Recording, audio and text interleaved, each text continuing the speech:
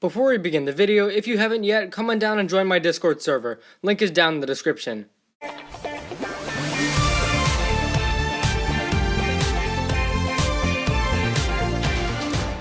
Hey guys, welcome back to the channel for my review of episode 10, Racer 7.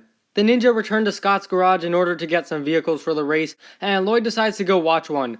He equips his epic Mohawk avatar, which a lot of people seem to be mad about, and he finds a seat. Lil Nelson also appears here. You can actually see him on the left side of this image. But Lloyd notices a racer named Racer 7 who keeps wiping out at the 40-mile mark. He meets up with her in the city and tells her that she's actually not real, and just an NPC. However, Racer 7 isn't buying it, and Lloyd goes back to the garage.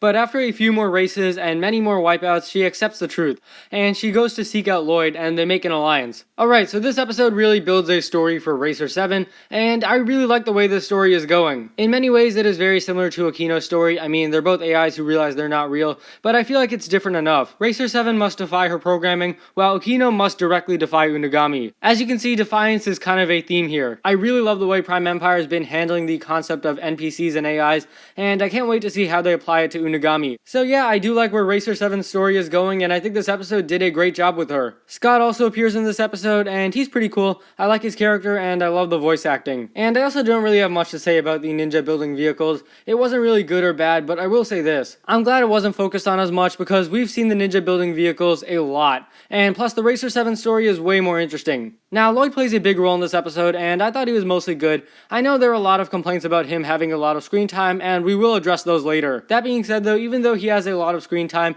it doesn't make him bad. I mean, I still think he's good. And I also realize there's a bit of backlash over the whole Avatar Lloyd design, and I personally don't get that. I think his avatar is fine. Yes, it is the worst of the three, and the Mohawk is definitely questionable, but I still think the suit itself looks good. Regardless of what I think of the avatars, like I said in yesterday's review, I'm still glad they were included. I also like the action of this episode. There isn't too much red visor action, but we do get to see a brief fight scene at the beginning, which I thought was pretty good. We also get to see a montage of Racer 7 wiping out, which I thought was very nicely done, and I like how emotional it was with the soundtrack and all. As opposed to being motivational or uplifting, this is a scene that really shows us Racer 7 failing, and that she does need to accept the truth. Also, the episode's ending was great. It kind of gave us more of an uplifting tone, and it was a great setup for the next episode. As for the bad things, why more Lloyd focus? Did we really need to see more of Lloyd? A lot of fans are annoyed, especially after Lloyd stole the ice chapter, and that is a valid complaint. I mean, he's already having a Harumi fight in this season. Did he really need to be the star of this episode too? Lloyd does not always have to be the one to give motivational pep talks.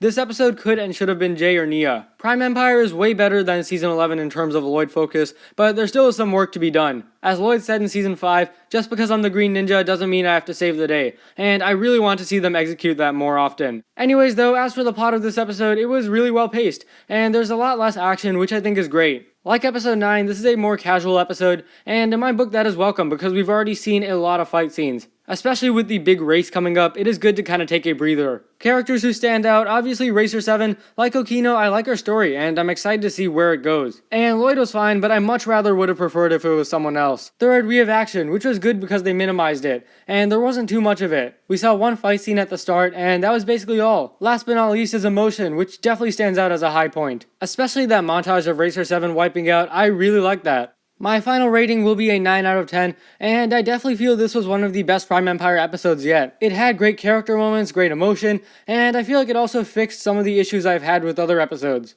But yeah, what did you guys think of episode 10, Racer 7? Let me know down below. Thanks for watching. If you enjoyed, be sure to leave a like, subscribe, share with anyone and everyone you know, and I'll see you next time.